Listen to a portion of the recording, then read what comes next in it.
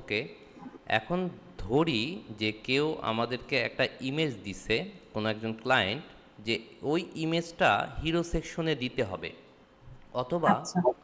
Scratch থেকে, তার মানে হচ্ছে একটা প্রতিষ্ঠানের লোগোও নাই, এমন একটা জায়গা থেকে যখন কোনো একটা ওয়েবসাইট বানাইতে হবে, তখন কালার আমরা খুঁজেই পাবো না যে কী কালার হইতে পারে।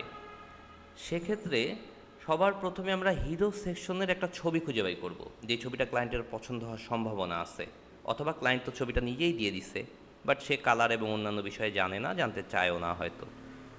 সো আমরা এখন খুঁজে বের করব কোনো ছবি থেকে সম্ভাব্য কোন কালারগুলা দিয়ে ওয়েবসাইট ডেভেলপ করা যায়, এই কালারগুলো আমরা কোথা থেকে খুঁজে পাবো সেইটা। সো আমি তিনটা ছবি এখানে ডাউনলোড করে নিচ্ছি, একটা স্কুলের ছবি, আর একটা কেকের ছবি, আর কেক কাটার ছবি। আমরা একটা ওয়েবসাইটে যাব, এটার নাম হচ্ছে হিউ মিন্ট। এটা খুবই হেল্প করবে, HUEMINT। আমি ক্লিক করতেছি। এখানে আমরা নানা রকম কালার প্যালেট পাবো, কালারের আইডিয়া পাবো। এটা লোড হচ্ছে, লঞ্চে যাই আমরা।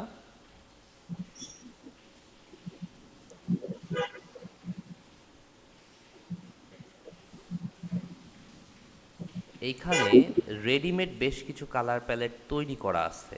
এই যে এইটা একটা কালার প্যালেট, আমি যদি জেনারেট করি, এইটা কালার প্যালেট, এখানে কালারগুলোর কোড পাচ্ছি আমি, এগুলো র্যান্ডম। মানে টু এই কালারগুলোর সাথে এই কালারগুলো যাবে এরকম না না বোঝানো। না, আমাদের যে কি ছবি ইউজ করতে চাই, এই সব এই ওয়েবসাইট এখন পর্যন্ত জানেই না, আমরা জেনারেলি দেখতেছি যে এভাবে নানা রকম যেমন কালার অলরেডি তৈরি করা আছে, বাট এগুলোও আমরা চাই না। আমরা চাই ইমেজ থেকে কালার বের করতে, সেটা কিভাবে ওটা দেখব আমরা। আমরা এই বাম পাশে গেলাম, আপলোড ইমেজ নামে একটা অপশন পাবো, এই যে ক্লিক করি।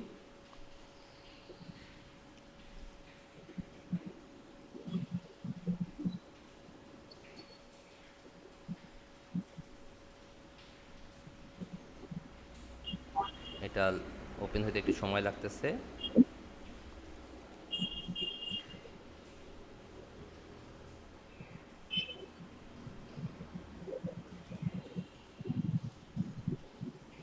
আচ্ছা, আপলোড ইমেজ, এখানে একটা অপশন দেখাইলো, এইখানে ক্লিক করে আমি ডাউনলোড থেকে ছবিটা সিলেক্ট করে দেই। ধরি এই ছবিটা নেব, ওপেন। ছবিটা ও আপলোড করার পরে অ্যানালাইজ করবে যে এর ভিতরে কি কি কালার আছে, কি কি সম্ভাব্য কালার ইউজ করলে দেখতে ভাল লাগবে। ওকে, আমাকে 432টা কালারও দিয়ে দিছে।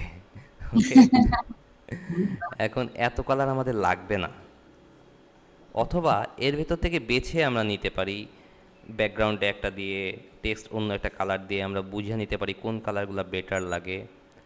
বা আমরা যদি সংক্ষেপে নিজে নিজে এত ঘাটাঘাটি না করে ওর কাছ থেকে অল্প অপশন চাই, আমি 4টা কালার চাই ওর কাছ থেকে, আমি সিলেক্ট করে দিলাম, আর কোথাও চাপিনি, দেখি ও দেয় কি না। কোথাও ক্লিক করতে হয়নি, সে 4টা কালার আমাকে দিয়ে দিছে। সো যে কোনো ইমেজ থেকে আমরা এইভাবে কালার খুঁজে বের করতে পারবো, যে এর সাথে কি কি কালার ম্যাচ করে আমার ফন্টের জন্য, ব্যাকগ্রাউন্ডের জন্য। আমি অন্য একটা ছবি দিয়ে একই ঘটনা চেক করতেছি।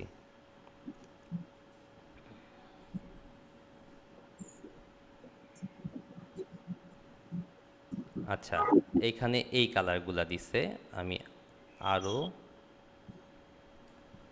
কম কালার চাই। তাইলে এইটা আমরা দেখলাম যে কোনো ইমেজ থেকে সম্ভাব্য কাজের কালারগুলা কিভাবে খুঁজে বের করে। এই যে কালার কোড, এখান থেকে কপি করে নিলাম। আমি যদি এই কালার কোড কোথাও ব্যবহার করতে চাই, আমরা অলরেডি জানি কালার কোড ইউজ করা দেখাইনি আমি এখনও, এই কারণে এখন দেখাই দিচ্ছি। এই যে ক্লিক করলাম, স্টাইলে গেলাম, এই যে কালার, এখান থেকে তো আমরা কালার এভাবে সিলেক্ট করে দিতে পারি, আবার এই কোড এইখানে বসায় দিতে পারি। ও আচ্ছা। এইটা অন্য একটা লিঙ্ক চলে আসছে, আমরা এখান থেকে কালার কোডটা প্রপারলি কপি করে নেই। Copy code,